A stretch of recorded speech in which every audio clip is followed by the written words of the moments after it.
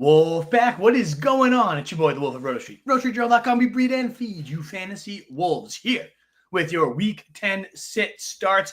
We got a ton to cover. We got a London game this morning that I know a lot of you guys are going to want to watch. It seems wild, Giants versus Panthers, but there actually is some real fantasy appeal, at least on the Giants side. As bad as they are, you got Malik Neighbors, you got Tyrone Tracy. You have both if you're in my case, so I'm jazzed up for this morning. Might have to pop a mimosa while we're caulking some walls over at the new house. Who knows what we're going to do this morning, but hey, it is an awesome football Sunday. We are inching closer to the playoffs. The wins are getting more and more crucial by the week. So let's quickly dive on in to the Thursday night football shootout, baby. Awesome game. Then we're going to hit one really quick news segment. I'm super proud and excited to announce a new sponsor, one of my boys. Can't wait to let you guys know about that. And then we'll be on to all of your questions as we always are. Thanks again so much for being here.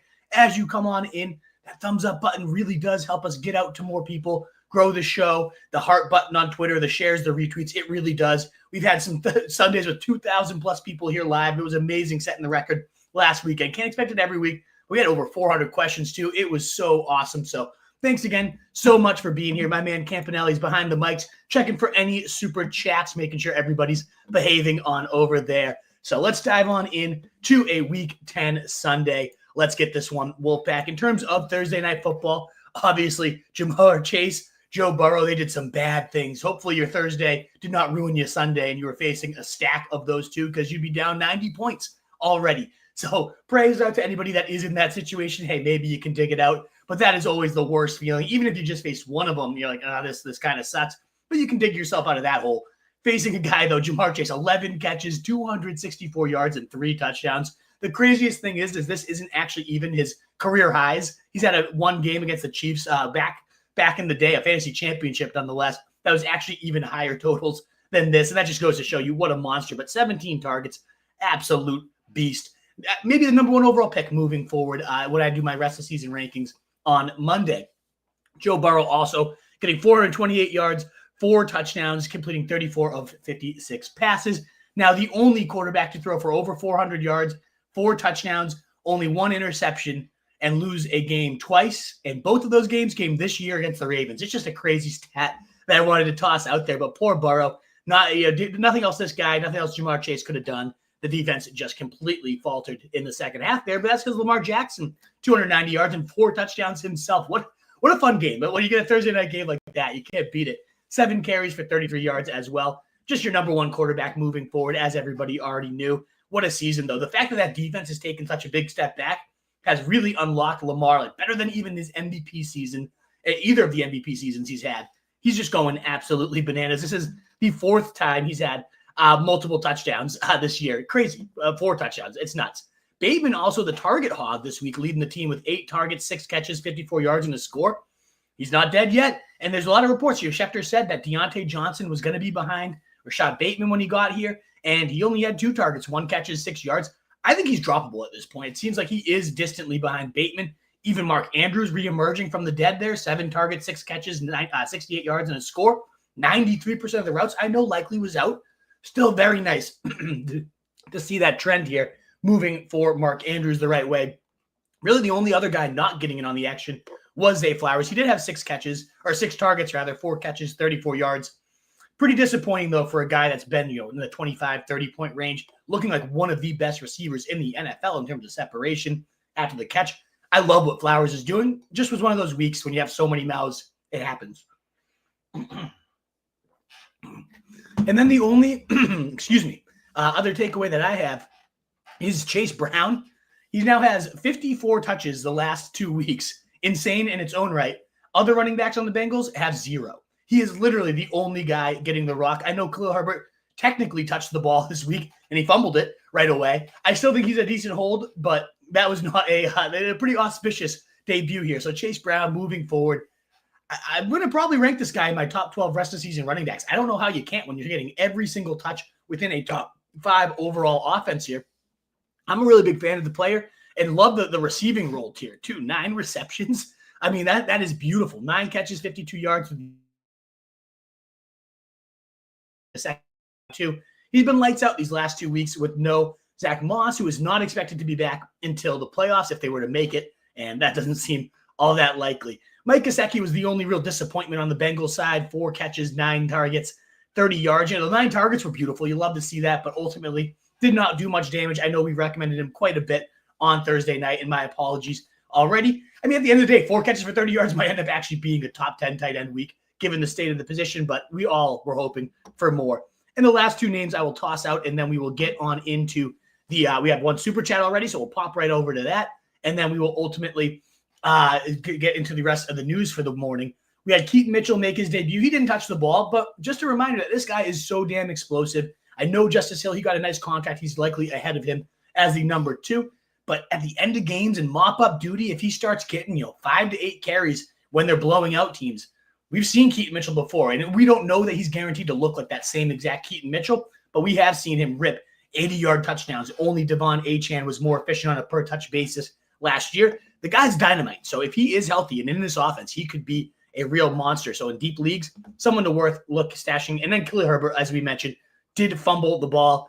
Ultimately, not the W you want for the guy, but I still think he's a worthy hold, a worthy stash. If you wanted to cut him today and stash Blake Corum and see if something happens, fine. But then ultimately, I'd go back to this guy if nothing happens for Corum next week.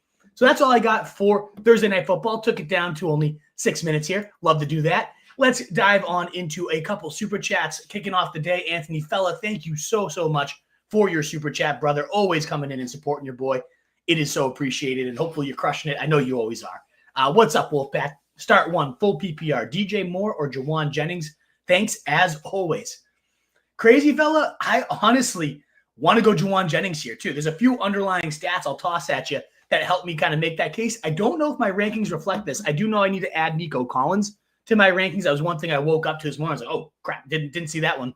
So I will be adjusting the rankings anyways. They'll be live at rotostreetjournal.com after the show.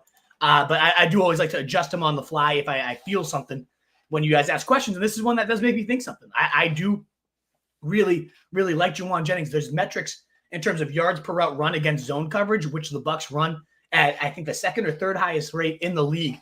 And Juwan Jennings is over like almost 4 yards per route run against zone. He's been absolutely murdering it this year. First game we're going to see him without Brandon Ayuk. The Bucs are just giving up, top 3 in points per game to quarterbacks, to receivers. It's a juicy spot. And I know CMC's back. It's going to be a magnet for volume. He's going to absolutely see 18, 20 touches. I think he's coming right out the gate and just going to be a beast. I think the 49ers are going to want to send a message. Hey, this is who we are when we are fully healthy. You guys thought we were down. Nah. And I think we're going to get like 40 points against a really bad Bucs defense. So there's going to be a lot to go around. So meanwhile, look at DJ Moore, and he's averaging, thank you so much. He's averaging right now, he's, I think, at 10% first read target share, like bottom 10th percentile in that. He's behind right now Keenan Allen in terms of total targets. He's behind Roma Doomsday in production. Like, it's just one of those situations. The Bears, it's too many mouths to feed and not a good chef to cook up for them. I guess the Pats, I think this is going to be more of a DeAndre Swift style script. You pound it out, you get in and out of there. I've been 10 spots below DJ Moore on every single week of rankings this year. And again, nothing against him. Love the player. It's never burned me. I think he is always routinely performing outside the top 35 wide receivers. And I'd rather just roll with the upside of the 49ers offense compared to the Bears. I mean, he's so frustrating because he is the type of guy that, like, as soon as you bench him, he comes out for his monster effort. I just think I can't keep relying on a guy that's barely, not even the number 1 in his offense, and it's not a good offense, and it's not a good quarterback. I'd rather have Juwan Jennings playing today. In fact, I'm looking right now, and I think I might have had Juwan ahead of him. I did have Juwan Jennings 2 spots below him. So I'm going to bump Jennings up here just again because I love all the metrics I was hearing about him. And I just don't love anything I've been seeing or hearing about DJ Moore. So that's where I would roll. Anthony Fella, thank you so much again for the super chat. We then have John D coming in with start 1, full PPR, Rico, Etienne, or Wandale, Sam Darnold, or Cousins. And John, thank you so much. A very generous $10 super chat. Unbelievable. Thank you so much. Great. You guys have been so generous all year. I think last week we had like 35, 40 super chats. It was absolutely insane. The generosity, the $10 super chats. So you guys are amazing. I thank you so much. I think so, John, I hate to ask this question, and I think my man Campanella can look out for it.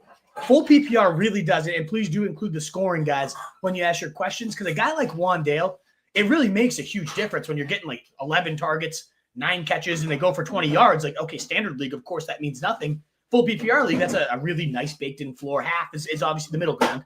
I look at these options, and I do think I would lean Wan'Dale. I think the Giants are going to move the ball with ease. Panthers giving up the most points per game in the league, 32. It's a pathetic defense. You cannot stop them on the ground. You cannot stop them in the air. Whatever way the Giants want to move the ball, they should have no resistance doing so.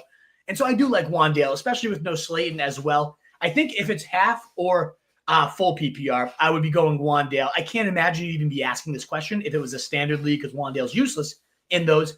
It's not ETN for me at this point, sadly. I don't have him on any teams, and I'm sure didn't want him. Rico, very interesting, coming off that 20-touch day, 70% of snaps, a 20-point day himself.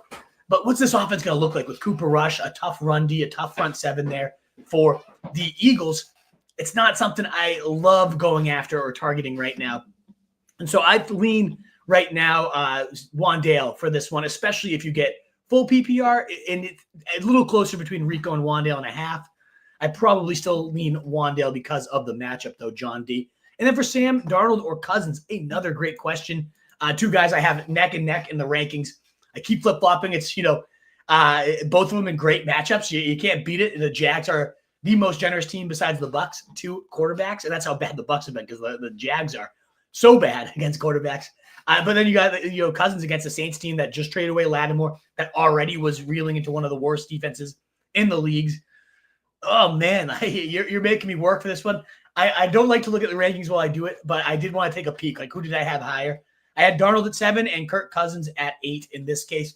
I think the main reason is, like, you always know Justin Jefferson, Darnold, like he's gonna get to 270 and 2 most likely against this defense. Whereas Kirk Cousins, like, if they can just run Bijan 30 times, they will, and they have. And I could see that happening against a New Orleans team that over the last 5 weeks has given up the most yards per game to running backs. So I think there's a little bit more of a floor to Darnold with similar ceilings. Kirk might tap up the ceiling a little bit higher than Darnold, but I do think between the floor, between the ceilings being similar, I lean Darnold in really like 99% of these cases. Unless you truly needed the ceiling, I would go for Cousins in that case. If you're like at 30, you faced Jamar Chase and you faced Joe Burrow and you're a 50-point underdog. Okay, maybe now I would just go Cousins because we have seen him throw for 500 yards on the year. We know Darnold's not doing that. But in most cases, I am going to go Sam Darnold in this case, John. So yeah, Wan'Dale most likely in half or full PPR, and then Sam Darnold for the quarterback situation. Thank you so much again, John D. A very, very generous super chat for sure. All righty. Moving on to the next super chat. You guys, again, coming off the jump here with so much generosity. It is so greatly appreciated. Chris Frazier, thank you for the support. Half PPR. Brian Thomas Jr., Bucky, Bigsby, or Nico. I would it's a tricky one, right? I mean, I think I just say Nico here. You got the Texans. They're kind of reeling a little bit. They need the win. It's not like they would bring him back if they didn't feel great about him. You got a Detroit secondary that is just god-awful. You got a Detroit offense that puts up points with the best of anybody. It's kind of what the Bucs have been doing all year too. They put up points and they give up points, and you get shootout after shootout week in and week out. The Lions are a better defense than that, but they still in the secondary can absolutely be chucked upon. So with Nico back, this is a great question, Chris, because I did want to rank Nico live here with you guys this morning. Because I woke up to the news. I was like, I could scramble and get it in, or I could just do it live with the people because I know I'm going to probably get some Nico questions here today. And so I'm going to bump Nico Collins ahead of Tank Dell. He's the true one when he's out there. I really think, it's Nico Collins. If this was any week where there's no injuries involved, you're talking about against Detroit, I would have him at the wide receiver 3 behind Jefferson and Chase. With a little bit of injury mixed in here, I'm going to put him just below Debo at wide receiver 10. So I have Nico. Maybe I'm crazy coming off the injury, but I have him as a top 10 receiver. It's Nico Collins in a good matchup. And so it becomes easy for me. I go Nico Collins here.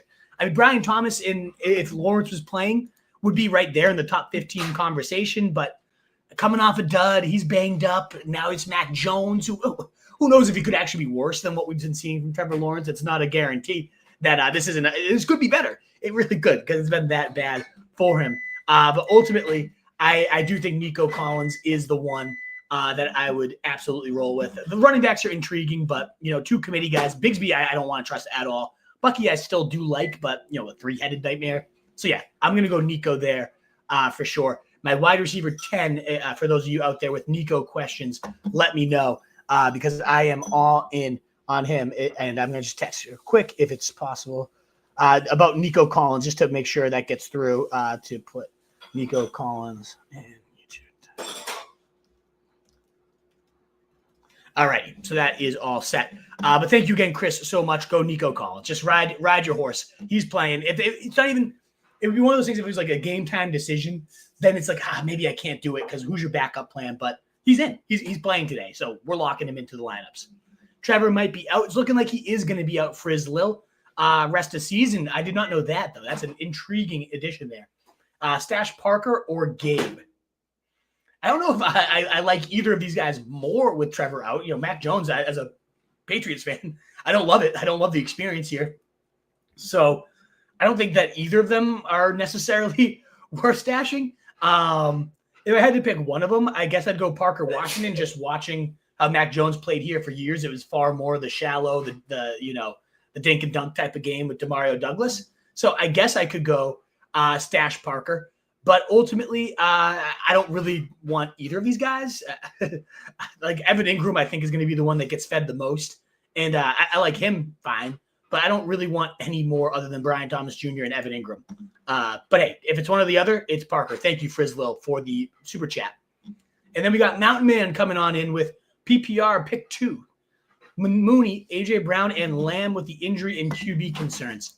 So this is one of those situations, as good as Mooney has been, and I appreciate him. I love him. I would have to go A.J. Brown and Lamb.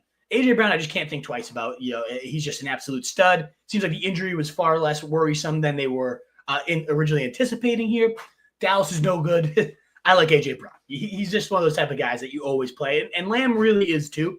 Now, I do have him at wide receiver 13, lower than usual, but he has played 6 career games with Cooper Rush. We wanted to cover this one today, and with Cooper Rush as his quarterback, he averaged over 30% target share. Nearly like 27% first read. He was the main guy that Cooper Rush. Like sometimes the backup quarterback, he's not going to be better than Dak. We know that, and Dak has been garbage. So it may be the bar is not very high. Dak was horrible this year so far. But one of the only real benefits that can sometimes happen with a backup QB is they just lock onto their first read, and that's going to be CeeDee Lamb like 9 out of 10 times. And so, as bad as Cooper Rush is, there's worse backup QBs in the league. And we've seen it in the past. He just locks on the Lamb, and the production, I believe it was 13.2 points per game in those 6 games for CeeDee Lamb. Great? No, but certainly a floor. And again, the way they've been feeding Lamb this year, I just can't bench him. Like Mooney a lot. Great matchup for the guy, too. If you wanted to bench one of those two for Mooney just to play a little safer Mountain Man, I do think Lamb is the bigger risk today. But I would go Lamb and A.J. Brown. I couldn't bench those guys for Mooney. And I love Mooney. Again, I think he's my wide receiver 22. So I still really like the guy. But, yeah, I'm going to go Brown and Lamb there. Rock out. Thank you so much for the super chat as well. Wandale Robinson or JMO full PPR. Thank you for including the scoring there, Rock out, because in half, I would have said JMO. I would have said, let's go for the shootout. Let's go for the fun game tonight. He is boomer bust, though. I mean, that's the guy that you're getting 18 out of, you're getting 20 out of, or you're getting 0.3. And I've been on both ends of the stick, and it is really fun and ultimately horrifying, rip your hair out type of production from the guy. Still, though, like Wandale, you're not going to get more than 8 in half PPR, but in full PPR, that bumps up to 12. Okay, yeah, that's serviceable. It's a nice floor. Unless you are a heavy underdog, and again, Rock out, like, did you face Burrow? Did you face Chase? No, you're probably not a heavy underdog at this point. So especially if you had one of those guys and you're a favorite, you just want some sure points. I think Wandale, I really like most of my Giants this morning. I like Tyrone Tracy, of course. I love, I do love Malik Neighbors, of course, but I do like getting Wandale in there too. The tougher questions, even like Theo Johnson isn't a bad streamer at tight end, but I do go Wandale over JMO given the full PPR. Again, unless you were a heavy underdog for sure. All righty, guys, that wraps up these super chats. Thank you again so much for those so far. Of course, my man Campanelli will be keeping his eyes peeled for any more that come in. If You need to cut the line. That is your way to do it. But a free way to support your boy with already 450 of you here. You'd love to see it. Hit that quick thumbs up button for your guy. Hit the like button on Twitter, the shares. It is so greatly appreciated to have so many great questions rolling in here on your Sunday morning. I love this time slot. It's been awesome to switch to this year. In terms of some news, and there's not a ton this morning, so we're going to rip through this fast and get to, again, a new sponsorship and partner I am very excited to announce that I hope you guys will be excited to learn about. But we're going to, of course, work it into some fantasy football as well. But we do have, in terms of quarterback news, just a couple quick notes. Trevor Lawrence, he was listed as questionable, trending towards out. I'm not sure if he might be officially ruled out at this point. We're planning for Mac Jones' season, and it's not a fun season as an ex-Patriots fan. I am actually kind of excited to see the guy get a second chance, though. He had nothing here. No line, no weapons. I hope we don't kill Drake May the same way we killed Mac Jones. His rookie year, he did flash. Like, if you had put him as the Dolphins' backup QB this year, and then Tua went down, I don't think there would have been nearly the drop-off that we saw. I think Mac Jones is a serviceable backup, and he fits what Doug Peterson, the horizontal game, wants to do. So I don't think it's like, okay, you're dead, Brian Thomas, can't ever look at him again. No, I think Mac Jones, the deep balls, that gets a little bit capped off now. He was very reluctant to go deep at New England. Again, maybe that was a New England problem. We'll find out. But I don't think it's a complete death knell for this team, especially given how bad Trevor Lawrence was anyways. I don't think the drop-off is going to be overly steep. So I did bump down Brian Thomas a tad in the rankings, but he's still more than playable, in my opinion, this week. I don't think Mac Jones is going to murder his value. And then the last quarterback note before we get to another super chat is that Will Levis is going to start today. It sucks for the fact that Mason Rudolph was the one that was like steadying this offense. Calvin Ridley takes a hit. Now Tony Pollard, he's going to be dealing with Tajay Spears as well. It seemed like Mason Rudolph, as bad as the Titans have been, even with him, still kind of stabilized this team a little bit. So we'll see what the Will Levis experience is today. But I did definitely bump down Calvin Ridley. I did definitely bump down the running backs there too, as well. Manny, always coming in with the super chats. Thank you so much for your support, brother. I mean, so many consistent super chatters here. You guys you keep the lights on here. You keep the engine running. It is so greatly appreciated. Thank you again so much. Manny saying running back 2, Tracy or Connor, and then wide receiver 2 if Nico is out, Waddle or D-Hop. So I'm going to go Tracy at running back. And the matchup is just too ripe, too juicy this morning. Nobody's giving up more points to running backs than the Carolina Panthers. Nobody's giving up more points per game in general than the Carolina Panthers. They get absolutely demolished. Team running backs average nearly 10 more points as a team against the Panthers than they do anybody else. It is abysmal. They can't stop anybody in any facet of the game, and that's great because Tracy can get it done in every single facet. So we keep that workload that we've seen these past 2 weeks. Nearly 80%, 85% the week before. Like he's been an every snap, every down guy. The man ran for over 140 on the Pittsburgh Steelers. What's he going to do against the Panthers? I can't wait to find out. So I'm starting Tracy. As much as I do love Connor, as safe as he is, I got to go for that upside of the rookie here in such a beautiful spot. And if Nico's out, well, it does seem like Nico is going to play. So I roll him. I'm going to roll Nico over the guys you propose here, Manny. But if he was suddenly ruled out, I would go D-Hop over Waddle. I can't trust Waddle yet. The thing is, though, is you would need him to be ruled out like ahead of time at 1 o'clock or so. I just don't think that's going to happen. So, hey, you have Waddle as a backup plan. There's certainly worse ones out there. I would be holding out hope for Nico, though. And then if worst case you have to pivot to Waddle, so be it. But in a vacuum, I do prefer D-Hop over Waddle. He looked really good with the Chiefs on Monday night. Like he's got his legs under him. He's got the offense down, a couple trust throws from Mahomes in the red zone, timing, all that good stuff. So I'm a big fan of DeAndre Hopkins moving forward. All righty, guys. Let's keep going in. We covered our Week 10 QB news. So running backs, just a few notes here is Christian McCaffrey. Welcome on back to the lineup, baby. He is expected to play. You guys don't need me to remind you that, over 80% of his games have been 20 or more PPR points. He's in your lineup anyways. You guys know this at this point. And here we are. You might be sitting here 2-7, but you're coming back with all the confidence in the world because you have the number 1 player in fantasy back into your lineups with a juicy rest of season schedule here too. So knock on wood. Let's hope he gets through the game. Let's hope he looks like Christian McCaffrey of old. But this could be the injection we've all been waiting for, folks. He has to be in your lineup. If you're a CMC owner, what else could you possibly do? This is why we took the guy. Put him on in. Don't ask questions about Christian McCaffrey, please. If you do, I will just laugh at you. Brian Robinson is out this week. Ultimately, that means Austin Eckler, a little bit of a bump. I bumped him up about 4 spots in the rankings, but we saw it last week. Chris Rodriguez missed and Jerry McNichols eating some volume. He only averages right now 2 more carries and 1.5 more targets per game, Austin Eckler, without B-Rob in the lineup. That is not nothing. It's something, and he is the starter, and he's the goal line guy without Brian Robinson down his throat. So Eckler is definitely playable. He's into my top 27 running backs, but he's not oh my God, let's lock him in. We got Los Angeles guy again, nothing like that. So I do like Eckler, but I want to approach him with cautious optimism. And then Jonathan Brooks is questionable. I don't believe that's something that will get announced during the show, whether or not he's going to play today. You're not trusting him in lineups, but it's just one of those things where you do have to get him out of your IR spot, because if they play and he's questionable, he's not listed as out, and he ends up playing, you can't make any roster moves after the fact if you have him locked in your IR spot. So just be wary of that. Be cautious. Either have your lineup perfect and know you're not going to make any changes, or get him out of your IR spot. Either way, just a word of caution there in case he does get ruled in. You can't start him, but it would be fun to see the guy play at some point, huh? Tony Pollard is off the injury report, as is Tajay Spears. So we get back into that kind of middling, messy committee. I mean, we just saw 28 carries, 128 yards for Pollard, looking like an absolute horse last week, despite ultimately coming into the game questionable. They wrote him. And I just think they talked all week about how they need to lessen the workload. They need to take some off his plate. They're expecting too much of Tony Pollard.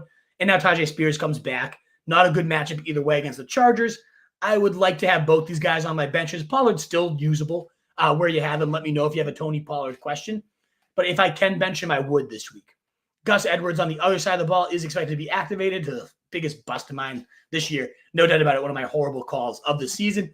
I don't expect him to come back into any type of role. I think Kamani Vidal is the number 2 there, but maybe he's less of a stash now, with Gus Edwards probably forcing a committee. Dameon Pierce is out for the week. Joe Mixon experience. And the last running back note that we have is Jamal Williams has been ruled out as well. So Taysom Hill still out there in over half of leagues, by the way. I couldn't believe it. Tight end that's going to get carries, going to get targets, could potentially throw you a touchdown there. You should have Taysom Hill in lineups if he's a top 10 tight end play this week, and he could be a flex play for you. With Jamal Williams out at the goal line, that could be really good volume there for him. So that wraps up our running back news. Moving back to the super chats, though, thank you so much, Combat Cash Club, for supporting your boy. It is greatly appreciated. Do we play Xavier Legette at 9:30 or Amari Cooper start 1? I don't believe Amari Cooper's officially ruled in yet, Combat Cash Club. It seems like he's trending that way, and you got no Keon Coleman. I like Cooper here, but if he gets ruled out, Legette is a great backup plan, but as you say, he plays at 9:30. We wouldn't have access to him. So I guess it becomes, okay, so if Cooper is not in and you didn't play Legette, who is the next man up? That would be helpful to know, because right now I am probably just leaning to playing Legette. He's got a touchdown in 4 of his last 6 games. We know he's the main vein of the passing attack. We know that the Giants aren't a great defense, and I really think the Giants are going to put up some points today. So that could lead to a nice script for Legette needing to get volume. So I actually do like Xavier Legette today. I'd probably, if I was in your shoes, unless I had a decent backup plan that was like comparable to Legette, I already have those 2 guys literally within 2 to 3 spots within the rankings. I do have Cooper higher, assuming he's in. But that's a big leap here. We don't know that Cooper's going to play. It seems to be trending the right way, but it seemed to be trending the right way for a couple weeks and he didn't play. So I would just get Legette in there, get the safe play in there, unless you do have a backup plan that is decent, like Quentin Johnson. Maybe you wait it out there, but I'd just play Legette. Is how I lean on that one, Combat Cash Zone. Alrighty, guys, moving on to the wide receiver news. With 500 a year, keep considering that thumbs up button, the heart button, if you enjoy what you're hearing. Help us get out to more people. Means the world, though. To already be at 500, only 30 minutes in, we're cooking, baby. Maybe we'll get back up to that 2,000 range like we had last week. We shall see. But wide receiver news here. CeeDee Lamb, he is off the injury report. He is playing, and as we mentioned, with Cooper Rush at quarterback in 6 career games with them together, he's averaged over 30% target share. First read targets have been voluminous. He's been peppered time in and time out. He only averaged about 13.2 points per game on that volume. But nonetheless, we know this quarterback likes to get him the ball, can get him the ball. You're probably playing CeeDee Lamb no matter what. Of course, let me know if you have a question on him. But he's in my lineups where I have him. I cannot bench CeeDee Lamb at this point. And right as we get rolling, we have another super chat. Thank you so much, guys. So generous this morning. Gatelin Powell with a $5 super chat. You're the man, Gaitlin. Thank you for the support. Start 3 full PPR. Scary Terry, MHJ, Najee, J.K. Dobbins, George Pickens, or D-Hop. We got to pick 3 of these guys, all very similarly ranked in my opinion, too. I wonder if there's no restrictions in terms of like it has to be only 1 running back, 2 receivers, anything like that. I would rank these Scary Terry's my first, Najee is my second, and J.K. Dobbins as my third option of these 3. Now, if you had to have some sort of combo of like it has to be a 2 receivers and 1 running back, Scary Terry's still the number 1 receiver for me. Najee would still be the running back play for me. In terms of the last receiver spot in, it comes down. I mean, these are all so close, Caitlin. I think I lean Pickens against Washington. I don't know, though. Like, D-Hop looked so good. The Denver matchup's really the only thing that's kind of holding me back there. I want to say Marv, but it's a tough matchup for the Rook. He's been so boom or bust, and the Jets are definitely more vulnerable than they were last year. There's no doubt about that, but it's still not a great spot for wide receivers. And for a guy that's been as inconsistent as him, I think that can allow him to get crossed off. So to me, it comes down to Scary Terry, Najee, and then it would be Dobbins either way if you can play 2 running backs. And if not, I would limit it down to Pickens or D-Hop, and I think I'd ultimately go Pickens there. He's just looked so good. I think Mike Williams, that could be a little bit of annoyance, but ultimately it might take a little time for that to develop. So with the Denver matchup, that's where I would go if you did need to start a receiver. So thanks again, Gaitlin. One last time, Scary Terry, Najee, and J.K. Dobbins if you can do 2 running backs there. And if not, Scary Terry, Najee, and George Pickens is how I would play that one. Thanks so much for the support too, Gaitlin. And Katie Jakir, thank you so much for the support there. Full PPR flex, Tracy, Dell, or Thomas. Great options there, Keen. I love them all, but I got to go Tyrone Tracy here. That matchup against Carolina, again, too juicy. He's my running back 15, and I keep just getting tempted to put him into my top 10. Like he's so talented. You can put up 140 against the Steelers. What are you going to do against the most generous run D in the league? I cannot wait to find out here in just a matter of an hour or so. So I'm super pumped for Tracy today. I think there's no way he gets any less than 15 points. And yeah, the upside for one of those 20. We've already seen the 20-plus pointers. The fact that he came off a concussion and still got 20 touches and nearly all the snaps last week tells you everything. Like Dable even came out and said, he's our primary guy. We'll mix some of the other guys behind him, but he's the guy. And he clearly is. And he's a great receiver as well. I love him. I absolutely love Tyrone Tracy. Good options otherwise too, Keen, but I'm going Tracy there without any hesitation. And CPD13, looks like you did not attach the question. No need to super chat again. Don't double super chat. I mean, so you take it, but you don't. I don't want you to have to. Ultimately, I would go. Just send a message, my man. I know Campanelli, the moderator, will be out there looking for it. I know there's a lot of questions to sift through, so Campanelli will shoot me a private chat once he has that one. CPD13. Thank you so much for the support. We will be on the lookout for your question, and as soon as we have it, I will pull that one on up. I will cover a few wide receiver notes until we get there, because we do have a loaded wide receiver news here. But just a lot of it is that you're expected to get guys playing. So Nico Collins is expected to be in. As mentioned, he is back into my top 10 receivers. You can find those rankings at rotostreetjournal.com. You'll be able to find those updated rankings. But he is my wide receiver 10. I'm playing him. Tank Dell is questionable to play. It seems like he's trending towards in, but he does get a little bit of a bump down now with Nico back, no longer the main guy. It probably will actually help Tank Dell to have some of that coverage drawn away from him, and he's still a good play tonight in a likely shootout game against the Lions, but closer to 20 rather than 10 is how I would look at him now. Tyreek Hill popped up on the injury report on Friday with a wrist injury. I don't believe it's anything serious. There's no real news that it was something to worry about. They do play Monday night, so make sure you have a backup plan. Maybe this is the week you put him in the flex to make sure you can get like John Smith in there or something like that if you had a desperation call. But it seems like that's nothing to worry about. Neither is there anything to worry about with A.J. Brown or Devonta Smith. Both Eagles are expected to play for you this week. Alrighty. We don't know if Campanelli found the CPD one quite yet, but we did have another super chat, so we're going to dive on over there. So we're looking for CPD 13. I don't know if a chat allows you to search it or not. I'm not sure. But again, thank you for your patience, CPD 13. We have not found the super chat attached to the payment, but your support's very appreciated. Maybe you're just sending $2 my way. Who knows? Pay for a coffee this morning. I'll appreciate it. Precision building, though. We'll and or Darnold. I am going to go Shakir here. Got all the injuries. No Keon Coleman. Colts a horrendous secondary.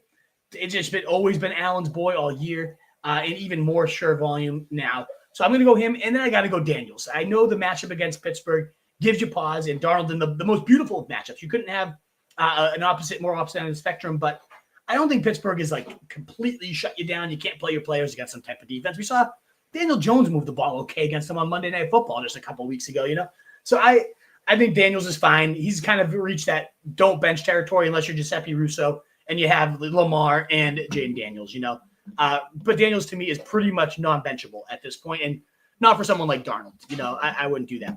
Alrighty, CPD, we have your question here. So it looks like it's pick one, Mooney, Hall, Cook, Mixon, and pick one, Mahomes or Dan Jones. I love this question. And I'm going to talk about Dan Jones in great length in just a few minutes. But to give you the preview, I am going to go Daniel Jones over Mahomes. And it's not going to be nearly as bold as you guys think it is. It's not just clickbait. I do think Daniel Jones is the better fantasy play this week than Pat Mahomes. We're going to dive on into it in just a second for the new segment. And then we have Mooney, Hall, Cook, Mixon. I'm going to go Mixon there. Just lock him in. No one behind him to siphon volume. Clear featured back in a good offense. He's been a monster all year. So Mixon, easy call there for me. Thank you so much, CPD. Go Mixon and go Danny Jones in that one. And then we did get one more super chat from Fam First. Thank you so much for the super chat. D. Jones, Murray today. I'm going to go Daniel Jones there again. I love the matchup. No team's giving up more points in total, 32 points per game, than the Carolina Panthers, and then fifth most points to QBs, most points to running backs. But Daniel Jones is a good runner. Everything's lining up for Daniel Jones off a 22-point day last week to keep the good times rolling. Only 20% rostered. I'm a big fan of Dan Jones today. And start two, Lamb, MHJ, or Pickens. I'm going to go Lamb, and I'm going to go Pickens Fam first. We've already talked about Lamb at length, but again, 30% target share with Cooper Rush in their 6 games together, 13.2 points per game. It's fine. Nothing huge, but it's fine. And then Pickens has just been rock solid with Russell. Not overly worried about Williams eating into that quite yet. Might be a little while for that. Then Virginia Man coming in with a super chat. Thank you so much, guys, for your generosity this morning. MHJ, D-Hop, wait to see if Tyreek plays Monday or play Jay Warren. I would not play Jay Warren over Tyreek Hill. Even if you had to play like Jonnu Smith on Monday or find some sort of backup plan, we could figure that out, Virginia Man. It's not worth playing Jaylen Warren, who has done absolutely nothing this year, to get a shot at Tyreek Hill against the Rams, which he would absolutely destroy them. And it seems like it's much ado about nothing there. So I would rank these guys. So I don't know how many you need, Virginia Man, but I would rank them Tyreek, then D-Hop, then MHJ, and then Warren. So however many you need to start, that's the order I would go. Tyreek, D-Hop, MHJ, and then Jay Warren is how I would rank those guys.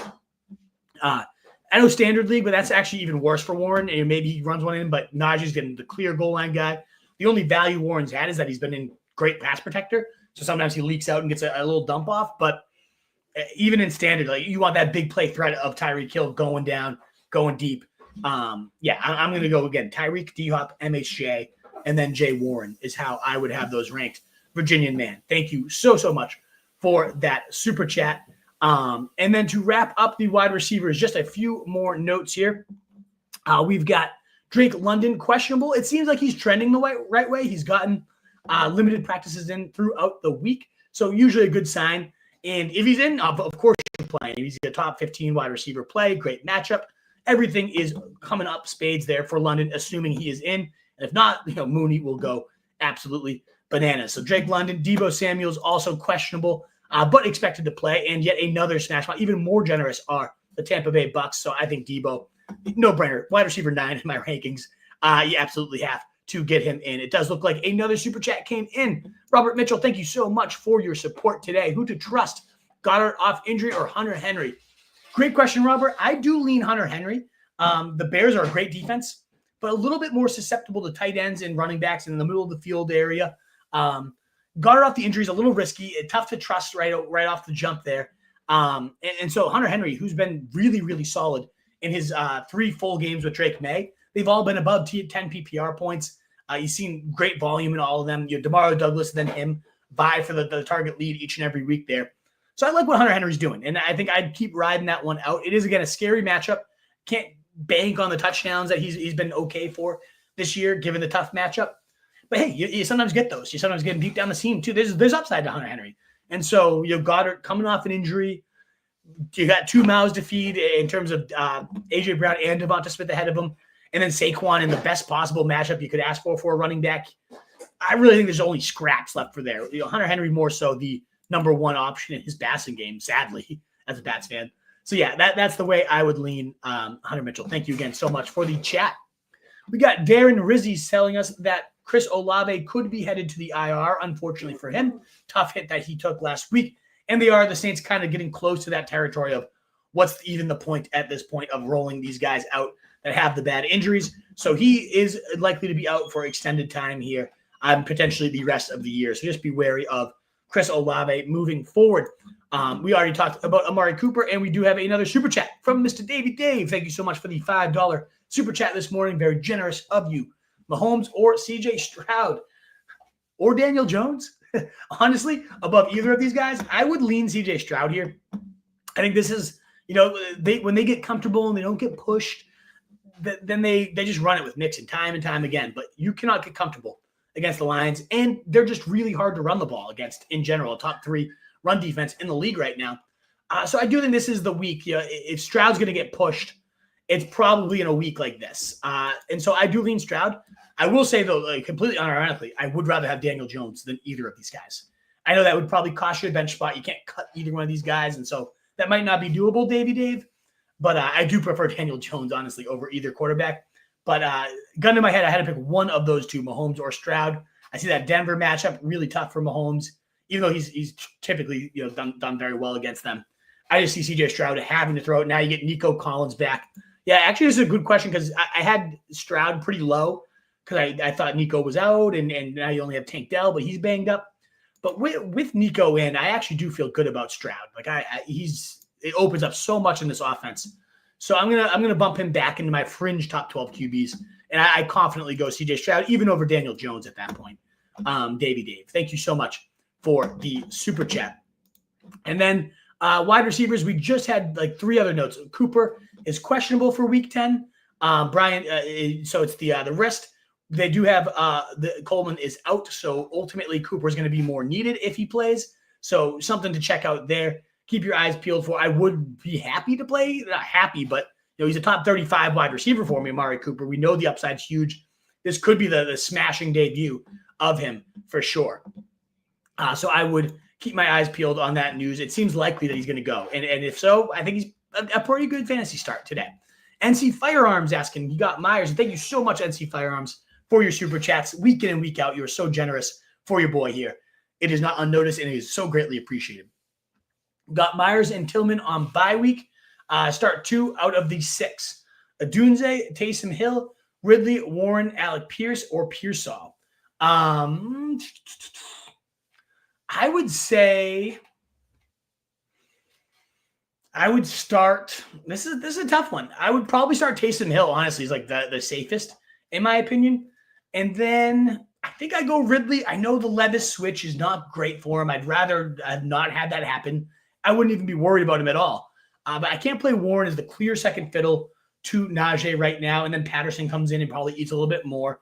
Adunze does intrigue me. The fact that he's kind of taking over maybe the wide receiver one there. But the Pats aren't a bad matchup either. Alec Pierce, you got the deep ball threat. You got Flacco. You got no Michael Pittman. There's juice to him. It's not Pearsall to me just because I think Juwan Jennings back. They don't run a ton of 3 wide receiver sets. CMC even more importantly back. I can cross off here Warren and Pearsall. All of Alec Pierce, Ridley, Taysom Hill, and Dunze can vie for those last 2 spots. To me, I think Taysom Hill is the safest bet to potentially find the end zone. Not a tough matchup against Atlanta. They need weapons real bad. So I like Taysom Hill there. And then I think I go Ridley, but Pierce or Dunze certainly are contending for that spot. It's not a runaway. So NC, if you're my gut tells me Pierce is going for a deep one today from Flacco, okay. There was a couple weeks ago, though, I will just caution that he ran 90% of the routes, had a bunch of deep targets, and still had 0 points. So, there is the zero floor with Pierce, whereas like I think Ridley, without Hopkins there, we've seen him get at least a little involved in the short game, get early and often fed. So I'm going to go Ridley and Taysom Hill will be where I lean for that one, NC Firearms. Thank you so much for the generous super chat. As always, so generous week to week. Last couple notes for the wide receiver position is Brian Thomas. Questionable, but seems likely to play after playing last week. Mac Jones will be under center, which feels like a downgrade, but I mean, again, it can't get that much worse than from what we were seeing from Trevor Lawrence anyways. So, it's possible that it's actually an upgrade. There's a small chance, but it could be an upgrade. So something to consider there. And then Michael Pittman is out for week 10. Josh Downs gets a big boost up. Now, I know last week was a little disappointing, but even with a semi-dud last week, still got to 12 in full PPR. He's still averaging right around 17.5 PPR points per game with Flacco at quarterback. Rock solid, low-end wide receiver one, in my opinion. I am absolutely firing up Josh Downs where I have him. The Bucs wide receivers, we obviously know Mike Evans isn't going to play, but it does seem like McMillan is trending towards being in. Sterling Shepard is also off the injury report. So that does change Shepard's outlook if McMillan's in. I do still really like McMillan. We'll talk about those guys in a little more depth here in just a second. And the last wide receiver note I have is Darius Slayton has been ruled out for week 10 against the Panthers, so he will not be playing at Sunday morning. All the more targets for your man Malik Neighbors, and of course, a little bit more boost to Wan'Dale Robinson as well. All right, Wolfpack, just a couple quick tight end notes here. In fact, though, we did get another super chat before we get to those notes. It's Andrew Combs, and we don't have the question there, Andrew. So ultimately, just my man Campanelli will be on the lookout for that. Thank you so much for the super chat, but we don't have the question there. So ultimately, please do send that question in, and we will cover that in a sec. If you get super chat, your boy, no worries at all. But a free way to help us out is that thumbs up, that heart, the sharing it on out. It really helps us. We got over to 2,000 people the last couple of weeks. We've had over 300, 400 questions. The mailbag is filling up at a rapid pace. I love to see it. Please do consider supporting your boy if you like what you're hearing. You find it helpful here. Tight ends, we just have the fact that Dallas Goedert's off the injury report. He will play. He's a fringe top 12 guy, like tight end 14 for me. A lot of big mouths around him. Coming off the injury, how healthy will he be? We'll find out. But a guy that I don't love throwing back into my lineup, but tight end, you might not have a better option. And then Jatavian Sanders is off the injury report. I just want to throw him on there because he's a good sleeper this morning. I think he, against the Giants defense, a top 3 matchup for tight ends. We've seen the guy average 2.43 yards per out run, very efficient so far this year, better than anything we saw in college. And he's been the second guy behind Leggett in terms of targets since we saw Deontay Johnson shipped out and Thielen knocked out of injury.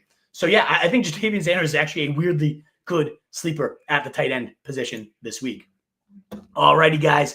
That wraps up all the news I have. As we were alluding to, though, this morning, we are very, very excited to announce that we have a new partner, a new sponsor of the Sunday morning shows. You can see it there in your top left here, and that's Verlo Mattress of Danvers. As many of you know, I did just buy my first home with my wife, Hillary. Was super pumped. Been over there all weekend, getting new paint, getting the caulk, getting all that stuff done over there. But the first stop we made was Verlo Mattress Danvers. And I know he didn't want me to drop his name, but my boy, one of my best friends since kindergarten, Pat Bailey, he owns and runs it. He is the absolute man. We were just in there for our comfort coaching session with him, but it was unbelievable. I chuckled, but it was so much fun testing out the different materials, the mattresses. This one's more memory foam. This one's more latex. And it ultimately really helped us zone in. I ended up buying a king-size V9 hybrid. Truly one of the most comfortable things I've ever laid on. Verlo mattress, A-plus experience, A-plus guy running the store, and of course his wife Megan, A-plus as well. They are great people. So if you're local, make sure you go out and check Verlo Mattress Danvers. Check them out on your socials, on your Facebook. Google Verlo Mattress Danvers for all your sleep needs, and tell them the Wolf sent you if you do visit, and he'll make sure to add. And even they've got crazy sales right now, Black Friday, all that good stuff. Absurd sales, absurd discounts, but he will give you an even further discount, maybe tossing a free pillow or something for you if you let him know the Wolf sent you. But Verlo Danvers Mattress, new sponsor of the show. Support my boy. He's the man. Go find them, follow them on socials. It would make his morning, and I'm just so happy to have them with us. But I did want to mention that the fact that they're sponsors isn't just to get an ad read in here. It's to bring you 4 sleepers for the week. Just like a perfect night's sleep on a Verlo mattress can boost you up every day, these fantasy sleepers can give you a boost in your lineup. So these are all guys that are out there in 50% of leagues. So let's dive on into my four Verlo sleepers. I'm going to go very, very quick through these ones for you, and then we'll be back to your super chats and everything else that you guys have. My first Verlo sleeper of the day is Daniel Jones, 20% rostered. He's fresh off 24 fantasy points, 3 touchdowns against the Commanders, and he should smash in week 10. I have him above Patrick Mahomes this week, and that might seem crazy, but ultimately Daniel Jones, he has more top 12 fantasy QB games than Mahomes and CJ Stroud combined, which is absolutely crazy. Hat tip to Ian Hartitz for that stats, but the Panthers give up a league worst 32.6 points per game. They give the 6th most points to QBs, the most points to running backs. Bo Nix just had 30 points against this team. The only reason they don't give up more points to QBs is because of how bad they are on the ground, but we just saw Daniel Jones take 7 carries for 54 yards and a touchdown last week's bowling people over, playing inspired ball. So given that Daniel Jones 4th in carries, 7th in rushing yards, I think he is the ultimate QB sleeper this week. Get him on in ahead of the London game this morning. If you have QB woes, I think he's going to come through for you big time.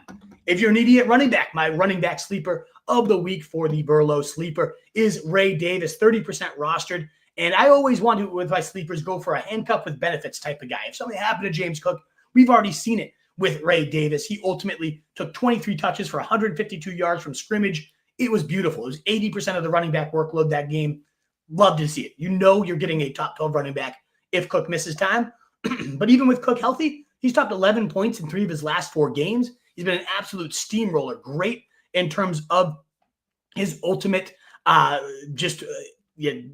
type of duty. And that's, I think, this type of game script could be here. He's averaging over 6 yards per carry, 25 yards per catch, 2 touchdowns since ultimately James Cook returned to the lineup. And again, against the Colts, a bad run D, a team where I could see the Bills getting up huge. I could see a game flow where Ray Davis is doing some real damage. Our next Verlo sleeper, going a little deep sleep here for this one, is Sterling Shepard, only 10% rostered. But with Evans, Godwin, and Jalen McMillan out, we saw Shepard become the number 1 receiver.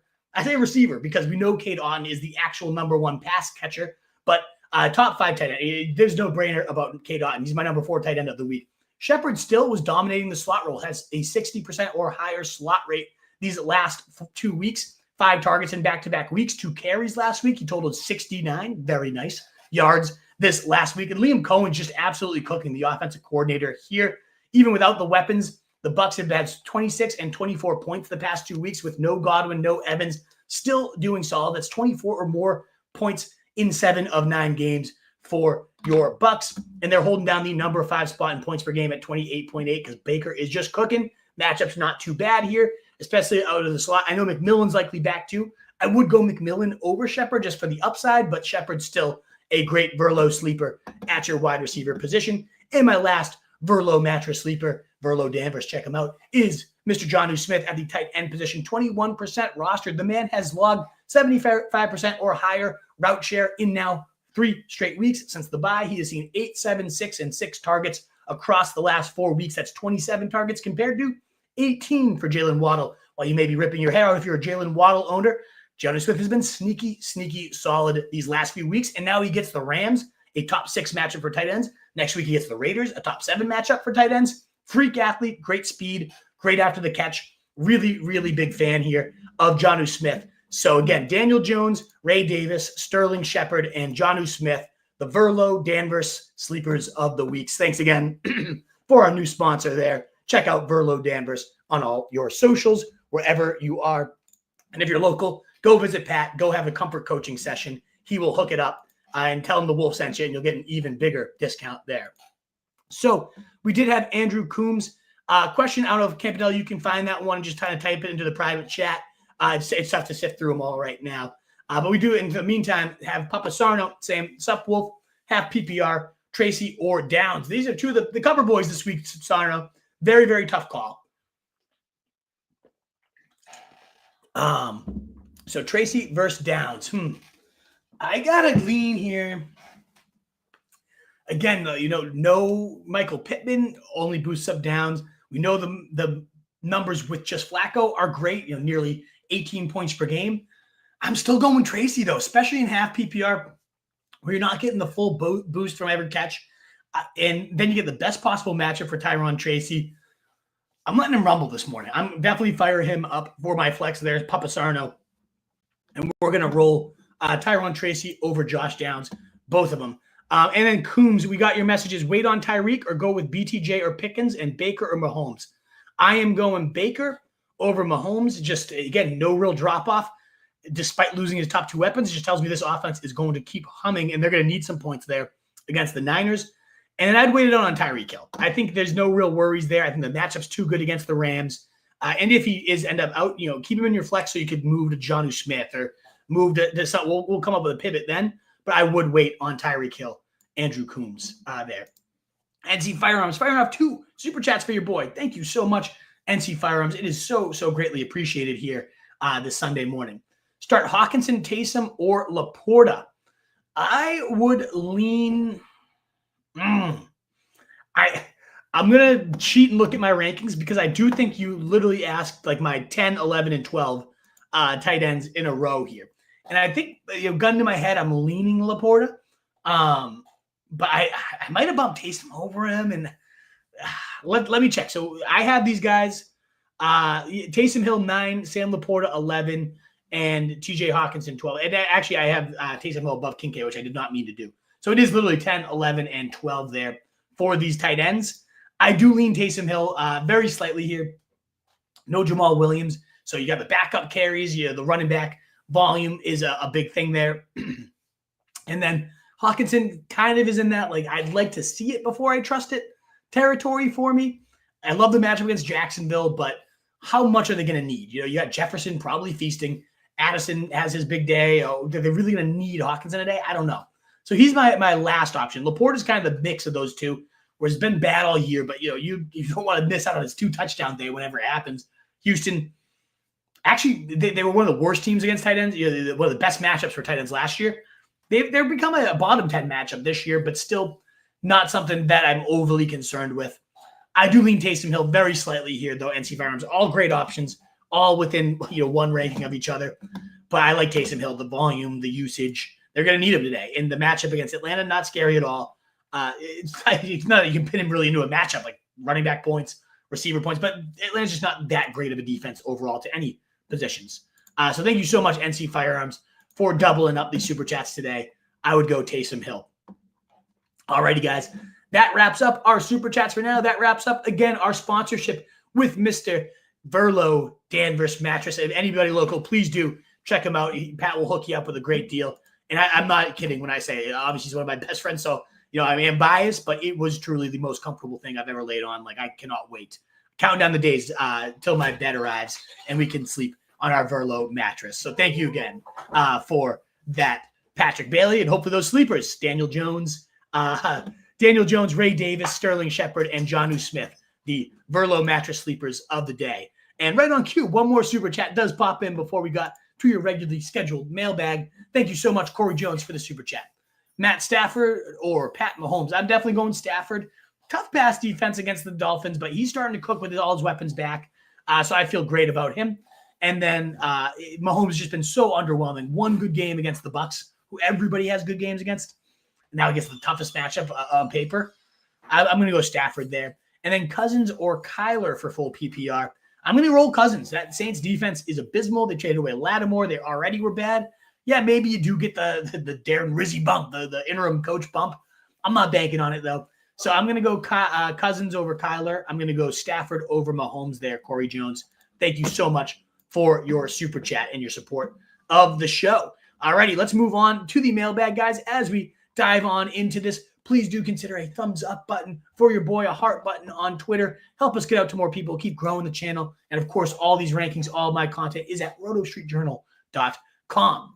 All right, Giuseppe, what's going on? And because it is a loaded mailbag, guys, I am going to be just picking up the first 3 questions that everybody asks. So if you ask more than that, ultimately I'm going to have to skip over them just because I want to get to as many people as possible. My man Giuseppe, though, such a great Sunday. Happy to see you, brother. Adams or Amari Cooper, and for tight end, Ferguson or Hunter Henry PPR for both. I would definitely go Adams over Cooper, even if Cooper's in. I prefer Adams there. And then I would go Ferguson or Hunter Henry is a tricky one, but I probably would go Fergie it did seem like Cooper Rush didn't mind throwing to him. A little dink and dunk safety valve there for him. King Retros, good morning. Happy PPR. Pick one, Devonta Smith or Cortland Sutton. I would lean Devonta Smith. I know A.J. Brown's back, but that Cowboys D is bad, and I think they're just going to fire it on all cylinders. I agree with you, too. Saquon Barkley running all over him. He might have a 70-point day, and now the receivers don't matter. I definitely could see that. Chiefs are not a great matchup, though, for wide receivers, so that worries me a little bit. And then, it's Cortland Sutton. Like, we've seen him have 0-point day already this year. I think Smith should be A-okay. Arlene, this is really bad. Just have to give me the preface. It must be pretty bad here. Do I flex Freiermuth, A.D. Mitchell, or Westbrook-Ikhine? It is bad. You were not kidding there. Part of me feels like Freiermuth's like the safest because he's probably going to be involved. But then part of me is like, A.D. Mitchell, there's a lot of metrics that are pointing to the fact that A.D. Mitchell could really blow up. Excuse me. I had a sip of coffee. I had to burp real quick. So A.D. Mitchell, a couple of things working in his favor. One, Michael Pittman's out. Two, he's the highest receiver in average separation score according to fantasy points. Reggie Wayne has come out and said, we know this man's the best separator. Just you wait and see what he does. Now you got Flacco. All the things point to him. And so I would probably, if I'm going this ugly, Giuseppe, I'd roll the dice for the upside and I'd go with A.D. Mitchell. Is it going to be nothing? Most likely. But if it's something, it could hit big. Like, he can get deep. We saw in week one even, how many times was he bursting down with no Josh Downs in the lineup and just got overthrown by Anthony Richardson, So I lean A.D. Mitchell. I think the guy can ball. Westbrook-Ikhini's actually been fine. Doesn't he have like a 4-touchdown streak going? But I see a Chargers defense is giving up 12.6 total points per game, and I don't think the Titans are going to put up a point. I don't think that touchdown streak continues going. So I'm going to go A.D. Mitchell for the upside, Giuseppe. Happy PR. Pick one for flex. K. Dotton, J.K. Dobbins, Tony Pollard, or Hubbard. Whew. King Retros. I mean, call me sick, but I got to go K. Dotton. 20 PPR points in 3 straight games has really taken over. And they've even come out and Todd Bowles said, he's our number one receiver. This is our move to change guy. He is the big-bodied Chris Godwin role at this point. So I really like K. Dotton. I honestly think he's probably the safest here. To me, it would come down to K. Dotton and Hubbard coming off that big contract against the Giants. He intrigues me too, but I'm not benching K. Dotton. I'm not. So I go Cade there. Alrighty. Then we got pick one, Rashad White, Rico Dowdle, Mostert, or Javonte Williams for Giuseppe Russo. I would go. I think I'm going Rashad White there. I know the committee's ugly, but he's just a touchdown every week. He's involved in every facet of the game. So I like Rashad White myself there. Jennings, Addison, or Ridley for rushing yard. I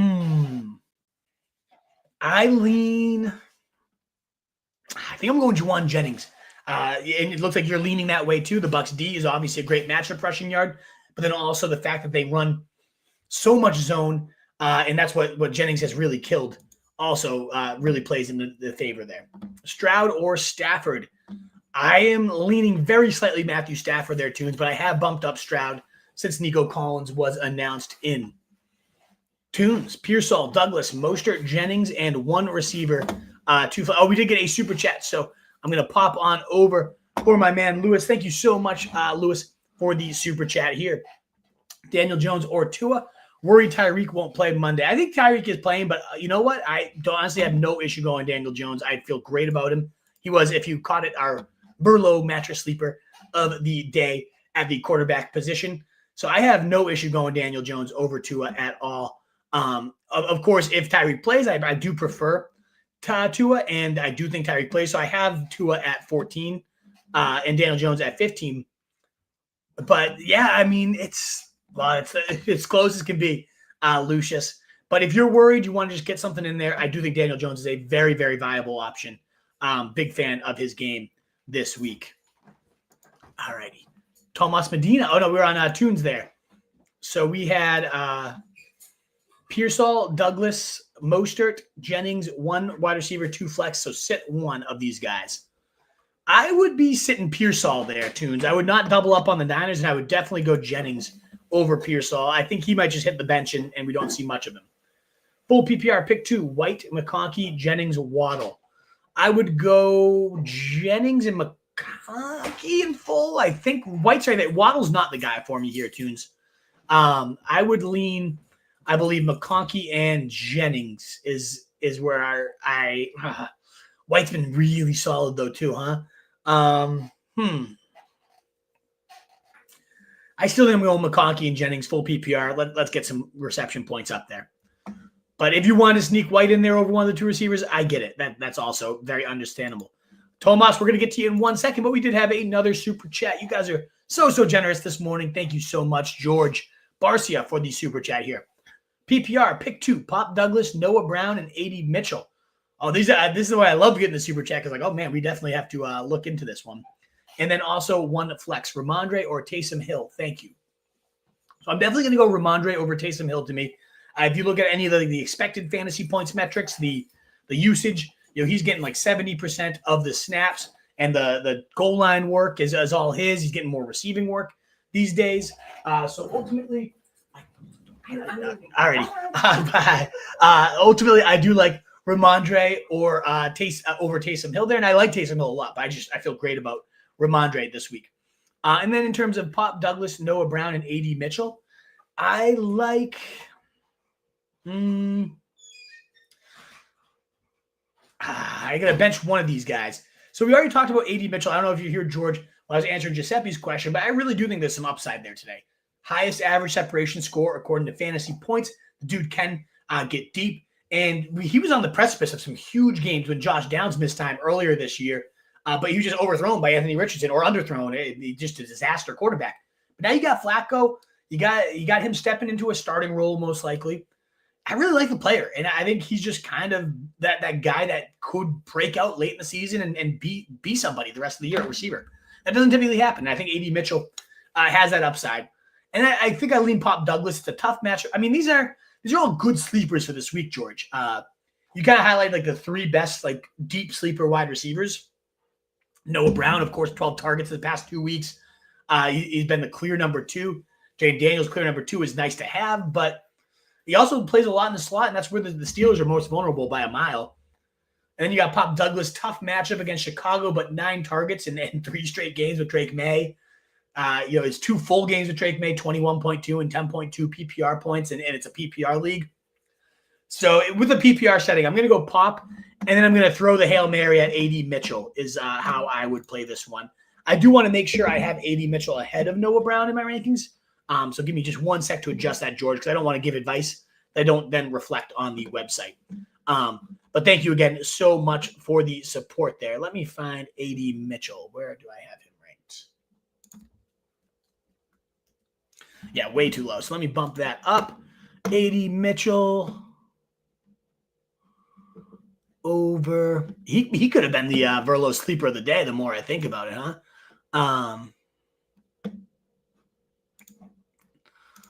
Yeah, I really like A.D. Mitchell today. And the more I've talked about Ricky Pearsall, I'm bumping him down a little bit here. All righty. So, yeah, A.D. Mitchell. I'm bumping down Nick Westbrook-Akini again with Mason Rudolph now out and Will Levis in. That was another sleeper question we got earlier. So Pop Douglas and A.D. Mitchell would be where I go with that one, buddy. Thank you again so much, George, for the super chat. We so greatly appreciate it. All right, back to the questions. And, another generous 2 super chats coming in right as I'm about to get back there. Riley Akshner. Hi from Nicole. I love getting I should have said this at the top. If you guys want to message in where you're from, it's so cool to kind of hear where you guys are coming from. But Riley, thank you so much for the generous super chat here. I'm losing bad because of Lamar, Bateman, and Andrews. Great context to have. You're an underdog. Let's dive into it.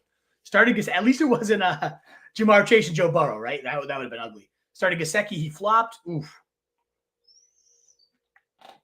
So we need upside. I would go. I would say the highest upside guy is Jennings. We've already seen a 46.5 point day from the guy when Debo was out in week 3. Now you got Ayuk out. I would say the 2 guys I would most consider are Jennings and MHJ. We've also seen MHJ have a 30-point first quarter. But that was against the Rams, not the Jets. Tougher secondary. So of the guys who I think have the highest upside, I think it's those two, Jennings and MHJ. And of the two that I think have the best shot, of them, who has the best shot to actually hit it, I think it's Jennings. Leggett, probably honestly the highest floor, will probably get a touchdown in 40 yards. And okay, you get the horse, and that's fun. But you need like a 30-burger. Jennings and MHJ are the only two I see capable of that. Maybe McMillan if you ever got the slot role, but we've seen Sterling Shepard have that on lock. So I'm going to go I lean Jennings, and then I go MHJ Riley in terms of pure upside and actually the feasibility of hitting it. If MHJ was not facing the Jets, I would feel even differently, and I'd probably have him higher. And I do have MHJ slightly higher in the rankings right now, but you're going for ceiling and you want, the better shot at hitting the ceiling. I do think it's Jennings. That Tampa Bay matchup is just so juicy, and we've seen it already from him before. So let's roll him out. Let's roll Jennings there, Riley, and then MHJ would be the second one. Full PPR, Nico, Swift, or Kareem start 2 in the flex. Whew. Keith Chief coming up with 3 great options. I am jealous. I would go – I think I'm benching Kareem here. Nico, top 10 receiver in a top 10 matchup. I know he's coming off injury, but they must feel good about him because they saw one limited practice and boom, he's in. So I like Nico tonight. And then I think I'm going Swift over Kareem. Just the Pats have been a bottom 3 team. Like you can run all over this team. Top 5 in points allowed to running backs. Kareem's been obviously unbelievable. Denver bottom matchup, but not like it doesn't terrify me. I think he's gonna probably score. The thing with Kareem though is like if he didn't score, he's been so good about Andy Reid just pounding it in with him. I don't know when Andy Reid decided to be like actually smart the goal line and just hand it up to running back and then not do all the Travis Kelce flips to the backup wide receiver who then we're not getting those shenanigans this year, and it's Hunt that's benefiting from it. Man, Pacheco would have had a huge year. Rest in peace. That was so sad. Hopefully he's back by the end of the year. But Kareem Hunt, in terms of his outlook this week, it's good. It's really good. But Denver is a tougher matchup. If he did get held out of the end zone, you're looking at like 60 yards or so. Whereas I think Swift is just going to get his. It's a bad Pats run D. I keep going back and forth in my head, though. Just given how rock solid Hunt has been. And, he's got a better shot at 2 touchdown day. Oh, full PPR. All right, hold on. Let me just check this real quick. So, full PPR for Kareem Hunt. I just want to kind of quickly check his game log here. 18, 22, 13, 18. He has been getting a lot of the dink and dunk looks too, which is nice. I think I might be switching this one up. I hate to keep going back and forth on you. And I do like the upside of DeAndre Swift a lot against my pathetic Patriots. Maybe do just not play Nico and not risk, him coming back and flaring up and being knocked out. Because then you look at DeAndre Swift these last 4 weeks in full PPR, and we got 29, 20, 21.9, 18.9, and 14.2. You know what? I think, Keith, I just talked myself into just benching Nico, starting the 2 running backs. We know what Nico can do, and he could have 30 points against a bad Detroit secondary, but those running backs are so safe and steady. Unless you were just a dire underdog to Joe Burrow and or Jamar Chase, I would go Swift and Kareem, Keith Chief. Whew, that's a tough one. Charlie, what's going on, brother? Thanks so much for the super chat. Keith, thanks for the super chat. Charlie and Riley and everybody today. 27 super chats so far on the morning. Thoughts on Waddle versus MHJ with Tyreek questionable? I don't think Tyreek's really questionable. Has there been a news like from Ian Rapsheet or anything today that was like, oh, Tyreek is actually legitimately questionable? He had a little wrist thing flare up on a Friday walkthrough. He didn't practice. Yeah, I think that's just more like the veteran being the veteran. I don't need this. Like I'm good. That's kind of how I feel this was. But I'm not overly concerned here with Tyreek, unless again if there's any other news otherwise. Please let me know. But good to see you back, Campanelli. I actually need you to track down the perfect timing because we've got a super chat from Bruce Essay around 9:15, and there's no question attached. So if you were able to find that one, you came back at a perfect time, my man. And no worries anyways if you have to run out. Like, I totally get it. You got a busy Sunday. MHJ versus Waddle. I do prefer MHJ for sure. Now, of course, if Tyreek was out, like Waddle would become, I'm looking at my rankings now, wide receiver 13 under only Drake London, at that point. So I get it, but I'm going to check the latest on Tyreek Hill. Like a little wrist thing. I'm not seeing anything that's like, this is serious. This is worrisome. I don't see any notes that like make me worry about Tyreek Hill, Charlie. So I'm assuming Waddle is what he's been, and that's been 18 targets in his last 4 games behind Jonnu Smith. So I'll go with MHJ in that case, is how I read that one, Charlie. Alrighty. For Bresu, so I'm just going to pull up.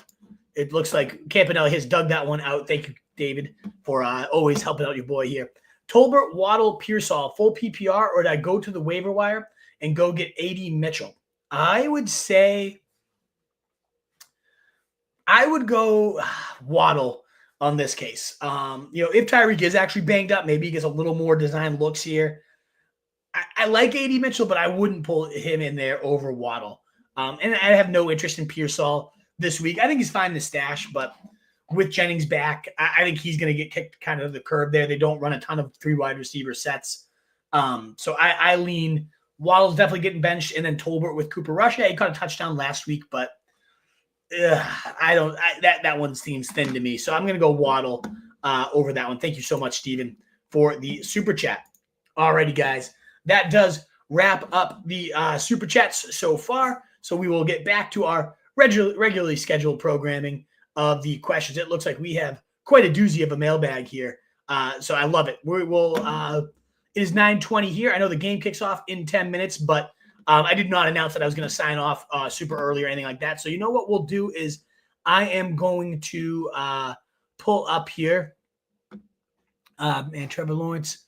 So I got to find our spot here. But I am going to kick off a rapid fire. Thank you, Campbell. That sounds good.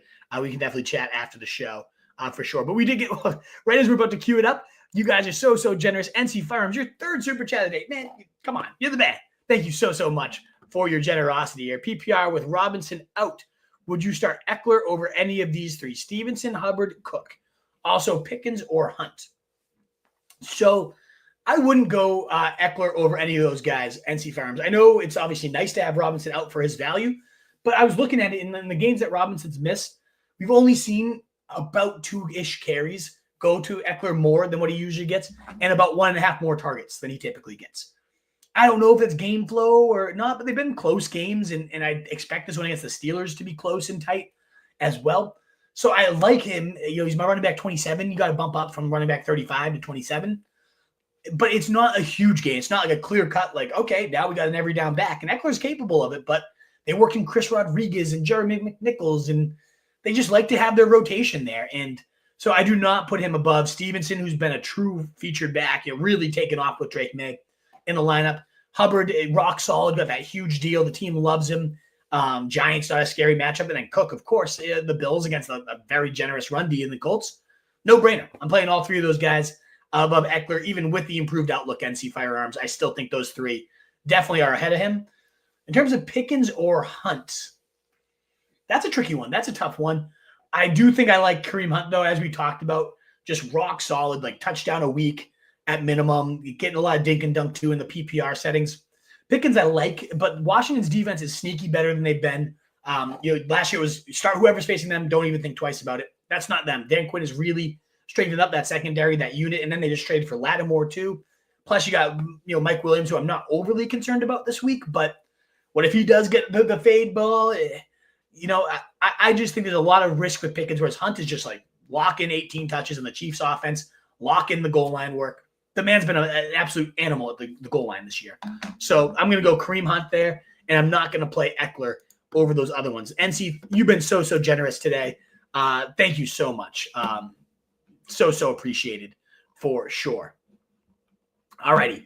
And thank you, everybody. 28 super chats. So generous of you guys today on this fine Sunday morning. We left off last with Tomas Medina.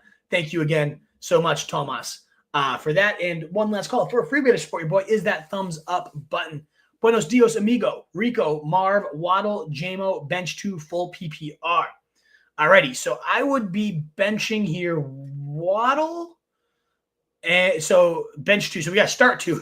We could also start 2. I would want to start Marv, and I want to start this is really, really tough. Rico's like the nice floor. You're going to get the volume, but is Cooper Rush going to do anything? Is that scary matchup here? So I'm gonna go Marv and JMO and then hope for a shootout tonight and hope JMO goes nuts is kind of where I'm leaning. If you want the safer play, Rico is it. But that's where I lean. The other benefit, too, of waiting on JMO is if this Tyreek thing materializes and is actually worrisome, then Waddle is a smash if Tyreek misses the game. So that kind of gives you the rope to get to that game, Tomas, is why I also like JMO there. Not that we'll know for sure, but maybe we get some news that is actually more questionable than expected. We did get another super chat. Robert, thank you so much. Your second super chat of the day. You are so generous. How much do you like Jay Sanders versus Hunter today? So I do really like Sanders, 2.43 yards per route run, very efficient on his work. Been the clear number 2 behind only Leggett in that offense since we had Deontay leave. I do think the Giants are going to put up points, so Panthers will be chasing points. And Bryce Young was getting in the rock last week, so I really do like Sanders. I just look at Hunter Henry, though, and he's been rock solid for 4 straight weeks. You're coming 3 of those with Drake May. And even when Drake May got knocked out, he still had a solid effort against the Jets in that game.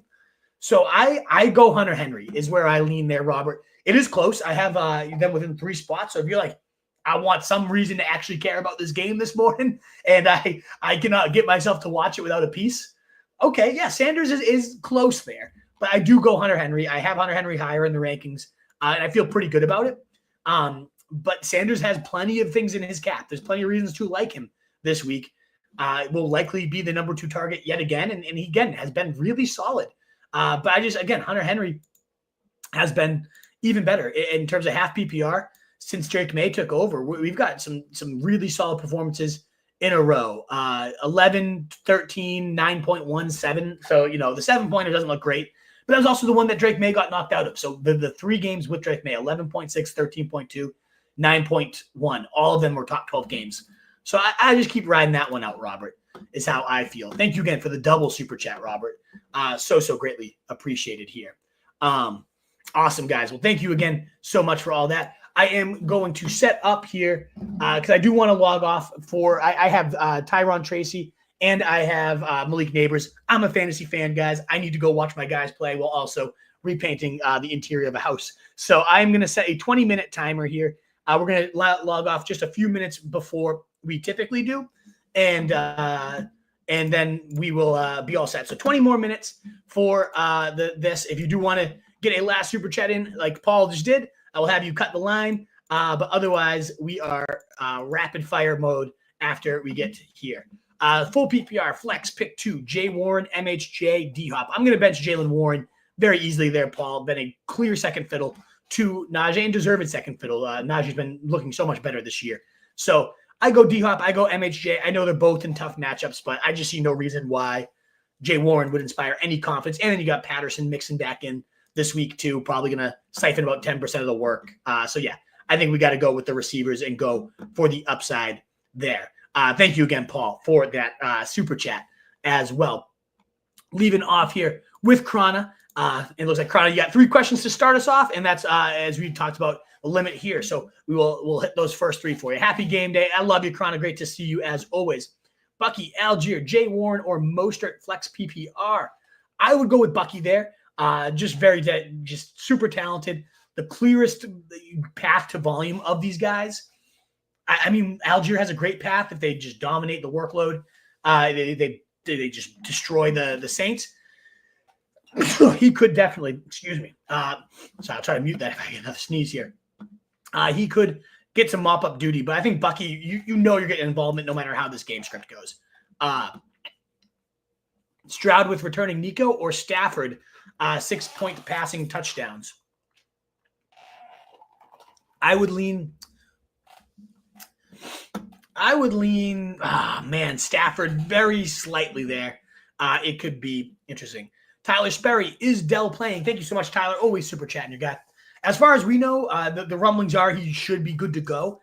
It is the night game. There's no concrete report yet that like he's locked in. We do know Nico is playing, so that does limit Tank Dell a little bit either way. But still tonight, as the clear number 2 in a game where they're going to need points against the Lions, I think he's playing, and I think he's my wide receiver 19. He should be likely in your fantasy lineups, Tyler Sperry.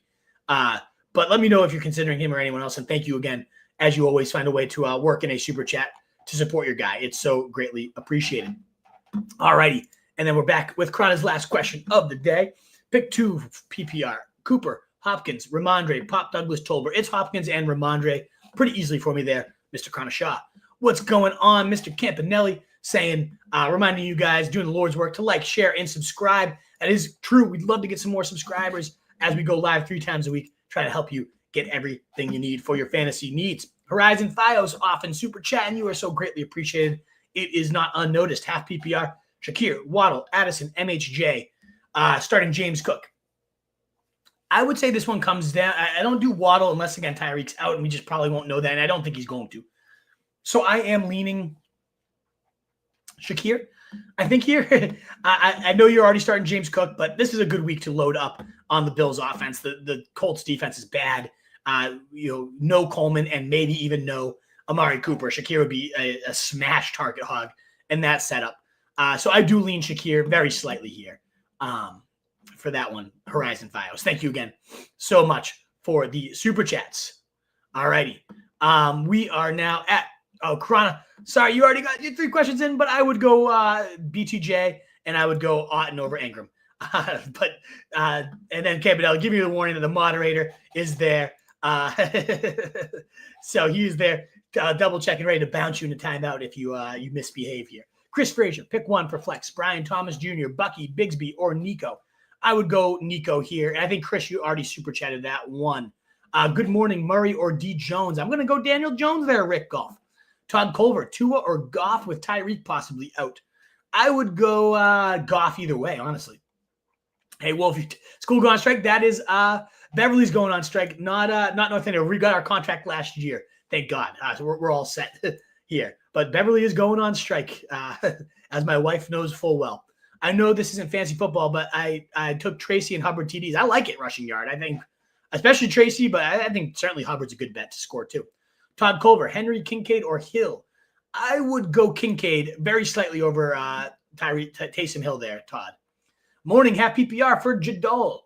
Pick 2, play 2 between JT, Neighbors, Aaron Jones, Tyrone Tracy. Jadal, what is this league? How do you have these such good options? I think I'm locking in Neighbors. It's half PPR though, so now it even gets closer because like Tracy's just going to destroy them on the ground. But then like both those other running backs are great too, and Aaron Jones against the Jags, and then JT. Oh man, I know it's supposed to be rapid fire, but you just like put my brain into a complete pretzel. And then you got Jonathan Taylor, who's also getting a really good matchup today. I'm going to go JT, and I think I'm going to go Neighbors in that case, Jadal. Evan Neighbor, do I start Brian Thomas Jr. or George Pickens today? No PPR. I would go George Pickens, I guess. The quarterback is a little concerning. Oh, Jadal says play 3. So I guess I bench Tracy there, and I really don't want to. But Aaron Jones, not to overload on the Giants. PPR, flex Najee or Jennings. I would go Najee over Juwan Jennings, and I like Juwan Jennings, as you guys have heard today. And I would go Pickens very slightly over D-Hop, very close there. D-Hop, Downs, or BTJ, I would go Downs, and I would go D-Hop, Adam C. R Cannabis. Finally got it right for you. AR Cannabis? No, R Cannabis. That's my guy over there. Najee has a game like that every time I bench him. Let me know when you bench him then in R Cannabis, and we'll make sure I get him in my lineup for sure. Then we got Glenn over here. Sorry. I think there's like a fire somewhere because there's a lot of smoke here in Beverly right now. There's been a lot of wildfires around these parts. So we got 4 PPR. Would you go D-Hop, BTJ, or Waddle? Thank you. I would go D-Hop over PPR, very slightly over BTJ. Man, Trevor Lawrence being out potentially for the year is a tough blow. I think so, rushing yard, but maybe it's not. Like, he hasn't been that good. Mac Jones, there's worse backups in there. Full PPR, flex, BTJ, Pickens, or Eckler. I would go Pickens in that one, Simp. Good morning, beautiful people. Good morning to you, Cap for Life. Love the energy you're bringing to the chat this morning. Flex spot, McMillan or Robinson, Rams or Tolbert. I don't think Lamb's trending towards doubtful. As far as I heard, he was in. I think he's off the injury report, Cap for Life, as far as I know. So of these guys, I'm leaning McMillan very slightly. Lucas, what's up? Greetings from Germany. Hey, I love when you guys are tossing in where you're from. Greetings from across the world. It's so cool that we get that type of that. And definitely, I'm going to have to say it at the top of the show, man. Okay, but I'm going to tell you to remind me, not that it's your job, but remind me to ask people to tell me where they're from. I love when you guys let me know where you're coming from. So maybe when I forget, Campanelli will remind me to ask where you guys are from for your questions, because I do love learning this stuff. But to your question, Lucas, need a flex in 2 QB full PPR. Hunter Henry, G. Davis, Tank Bigsby, Kendrick Bourne. I got to go with Hunter Henry in this one. Just as we talked about with Drake May, he's been a top 12 tight end. I know you're going for flex, so flex is different, but Bigsby's so game flow dependent. Don't trust him. Gabe Davis, the ultimate boom bust and more often bust guy. Kendrick Bourne, I don't even know if he exists. So Hunter Henry's the only one I can feel like mildly decent about starting there. Lucas. All righty. Hey, man, down 55 points. There we go, Martin. What a start to the week. That's brutal. So need upside. I guess Henry's not the worst case, though. Like, you could have been down 70. Hunter Henry, Derrick Henry, that's about as, when you're facing Lamar and Henry, you expect to be down 55 points. So anything, less is nice, and anything more is like, okay, damn.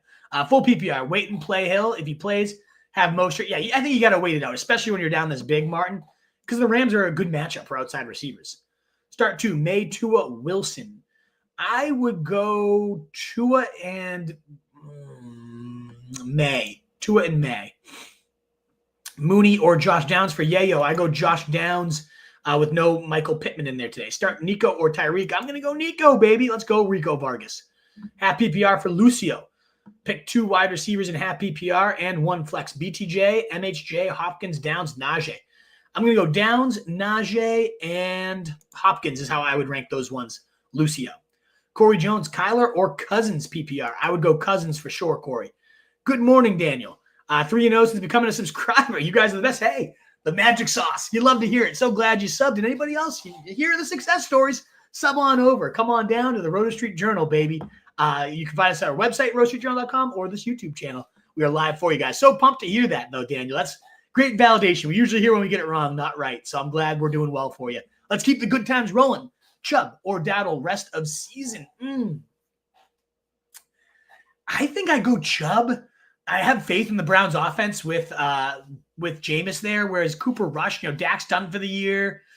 It just seems like that's going to be kind of continuing to go down. Maybe they do just continue to I don't know though. I'd go Chubb. Cat for Life says rock out. So you guys must know each other. Love it. Love that. Maybe league mates competing with each other. Bring your league mates in. Don't make this your secret weapon. Keep helping the boy out. We got Mooney or Pickens PPR.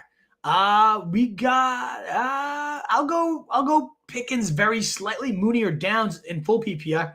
I pick Downs. Bro, Wicks drained my fab. Thanks for ruining it. If one player draining fab ruins your season, then you just I spent fab on Wicks, and I'm still kicking. I'm still making moves at 3 a.m. when I have no money left. Weebs, that's just blaming you. Yeah, he didn't pan out.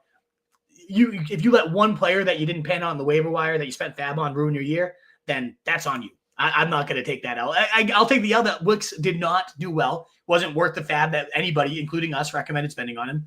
I'm not going to say that's a season ruiner. That's pathetic on your end. CJ, James Cook, Monty, Tracy, Hopkins. Whew. So I would definitely go Tracy here is my number 1 option, and I would go James Cook slightly over Monty there. And then you need a receiver. You've got to go Neighbors. I mean, that's the no-brainer for me. Great team there, CJ. DJ Moore or Calvin Ridley. I don't like either, but I would go DJ Moore over him. Monty, Ramondre, or Rashad White for Daniel Caps. I would go Ramondre. I think I'm going here, Daniel Caps. The Wolf. What's up, Red and Black? Rams or Falcons this week. I would go Falcons and then trade Stevenson for Dell and Tracy. Yes, I'd rather have Tracy than Stevenson straight up. So to get Tank in there, let's go. Thank you, LFG. Let's effing go, my man Manny. Hell yeah, let's go. And Ray answered some questions. I love to see it. Hold Brooks or Deontay. I'd rather hold Brooks at this point. No need. Good. Thank you for tossing the news in there. So that those of you that have him in your IRs, just be careful because if you lock in him in your IR, but he's not. Oh no, he's out, so you can keep him in your IR. So never mind. Nico, Dobbins, Hunt, or D-Hop in PPR. I'm telling you, I got to go Nico. I just got to roll my number, top 5 wide receiver in any time when he's not injured. So I'm going to roll him in a good matchup. Tracy or Chase Brown rest of the season, asks Clay. I like Chase Brown, but I have them both, and I'm stoked. They're very close in the rest of the season rankings. Stafford or Tua. I would go Stafford in that one. Combat Cash Club. I love all your comments. I can't pull them all up right now. I love you venting, though. We could be your therapy session, no doubt about it. After hearing your thoughts on some questions, start 2 full per. Waddle, Addison, Ridley, Jennings. I'm going to go Jennings, and I'm going to go Addison there. And should I start Pollard over any of them or Mostert at flex? I'd go Pollard over Mostert. Thank you, Rushing Yard. We appreciate you showing up. You've been here for a long time, Rushing Yard. Hey, we got a Facebook user, unnamed, but it's a Facebook user. Full PPR. London or Puka. I would go London very slightly over Puka. Good morning. What's up, Maurice? Good to see you. Then we got Cesar. Jennings or Waddle. I would go Jennings over Waddle, no doubt for me. Leggett or QJ. I would go Leggett. I don't know if we got that one in time. I know kickoffs already happened, so I would have gone Leggett, but QJ's not horrible. AJB, Devontae, Hopkins, or Connor for the Facebook user, the mysterious Facebook user. I would go AJB, and I would go Connor in that one, Facebook user. My man Campanelli, need a receiver. Tipton, Noah Brown, Bob Douglas, Tolbert. Oh, Campanelli, that's hideous. I'll go Pop Douglas there. Ramondre or Addison, half PPR. I would go Ramondre over Addison there, Rick Deeping. Would you trade Tyreek straight up for Cup? I'm 6-3, must win this week, and I'm worried. I would go, I'd rather have, I think I'd rather have Cup. I don't know, though. That's a tough one. KC Batch. Tracy Eckler, and then DJ Moore, J-Mo. I would go Tracy definitely over Eckler, and then I would go J-Mo over DJ Moore, I think. That's crazy. Jeez. I would go J-Mo over Ridley, and then we got pick one. Oh, this was the super chat we already got for you, CPD. Leggett or QJ. It is Leggett. You're welcome, Precision. And then we got BTJ or DJ Moore. I would go BTJ over DJ Moore, even with the quarterback questions there. 5-minute warning. Here we go. For you, Bam Bam. And then Jasmine Holland, Trey McBride or David Montgomery. I got to go to Trey McBride. He has just been feasting those targets. Oh, yeah. Awesome. There you go, CPD. Wide receiver needy. Quentin Johnson, Leggett, DeMarcus, Sterling Shepard. I would have gone Leggett, Campanelli. If you didn't, then I would probably go Shepard, I guess. I don't know. That's tough. Nico Collins, definitely over Leggett, Nick. Got to go Nico Collins over Leggett. Sutton, Wandale, or Quentin. I would go Sutton there, Cameron Racine. Daniel, hello, guys from London. Love it. Love that you guys are starting to toss in where you're from. That's the best. It's so cool. We're getting a lot of international viewers this night. I love it. Let's go. Who should I roster? Ferguson or Pitts? I'd rather have Pitts, especially with the quarterback questions now with Cooper Rush. And then J-Mo or Jennings? I'm going to go J-Mo there. Let's go from London there, Daniel. Best of luck, Daniel Maldonado. I feel like I've seen that name before. You've been around these parts. BTJ over DJ Moore. Kyler Murray or Kirk Cousins? It is Kirk Cousins for me. Non-PPR, pick 2. Tracy, Kareem Hunt, CMC. You got to go CMC. And then you got to go Tracy, Joe. I love all 3 options, but let's go. Let's like, share, and subscribe. Hell yeah. Thank you, Giuseppe. Doing the Lord's work out there. Grow us up to 5K. We'd love to hit 5K. Please do consider subscribing. Seeing a lot of new names out there. We go live 3 times a week answering your questions to help out you guys in fantasy football here.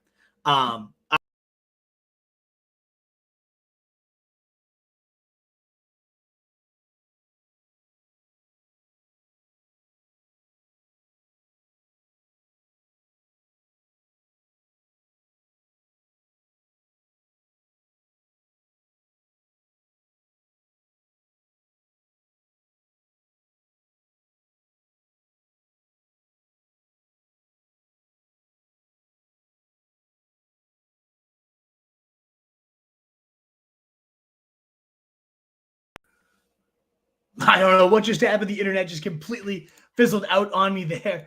So I'm sorry about that, guys. We had 3 minutes left in the rapid fire, so I do not want to let that one go here. Although I think a lot of the questions did just evaporate. I'm so sorry about that. It just completely X'd out on me. My apologies. But some of the questions did just disappear. So I am going to go just in the order we have right now. Hopefully I did not miss yours because of that internet snafu. I'm really, really sorry about that, guys. It just completely disappeared. X'd out all my tabs. But we're going to go for a few more minutes here. What do I do about Tyreek? You got to just have a backup plan. Put him in your flex. Jonnu Smith, not a bad backup plan if you need one, Thomas. Mahomes, Murray, Rodgers, or Jones. I like Rodgers. Rodgers or Daniel Jones, but you probably had to decide on Jones. So I'd go Rodgers for now. Do I risk it and keep Tyreek on my team this week? Yeah, you got to risk it. I would just pull up a backup plan. Do you think Shakir? I think Shakir's a great play, not even a sleeper. He's a great play. I know you already super chat us that, Keith Chief. I think we got that one for you, Daniel Maldonado. Hi, Wolf. I need one running back, one flex, one running back, one flex. 2 flex if Nico Collins doesn't play. Nico Collins is going to play. But I would go B-Rob Jr. is not playing. So I would go Downs, then Dobbins, then Najee. Or Downs, Najee, then Dobbins is how I'd rank those guys. B. Thomas or Downs for Jess Infinity. I would go Downs for sure this week. Justin Rhinesmith, Bucky. Irving versus Brian Thomas. I would go Brian Thomas there. Daniel Jones or Kyler Murray. I would go Daniel Jones. I know it's probably too late at this point, but I would have gone Daniel Jones there. I would go Brian Thomas over Bucky. If Tyreek plays, instead, I would go, Brian Thomas would be the next one, but I just waited out there. Start Hunt or Tracy Jr. I'm going Tracy Jr. for sure. Pick one to start.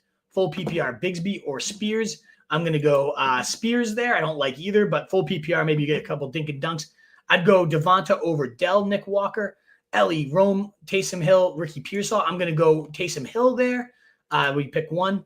Full PPR, Rashad White or Sutton. I'm going to go Rashad White there. Justin Vetter, PPR, Pitts or Noah Brown. I'd go Kyle Pitts there. And then we got that one for Steven, was a super chat earlier. D. Lorenzo, Daddy Davis, Trey Benson, or Calvin Austin. I would go, oh God, that is puke. I don't know. Sterling Shepard's not there. Like, I would go Shepard over any of these guys. But if it has to be one of them, I guess I would go Daddy Davis and hope for like a big bomb touchdown from Mac Jones, which probably isn't going to happen. I would go Debo over Mooney. Good to see you, by the way, D-Lo. And that's for you, Cameron Zwick. And then the timer just went off in my pocket. So this is the last question here. Over Target Media, full PPR, choose 3. Joe Mixon, James Conner, Darnell Mooney, James Cook, or Najee. Definitely going Mixon. Definitely going to go James Cook. And then I think I go Conner slightly over Najee, but that's close. And I do love Mooney too. Great options there for sure.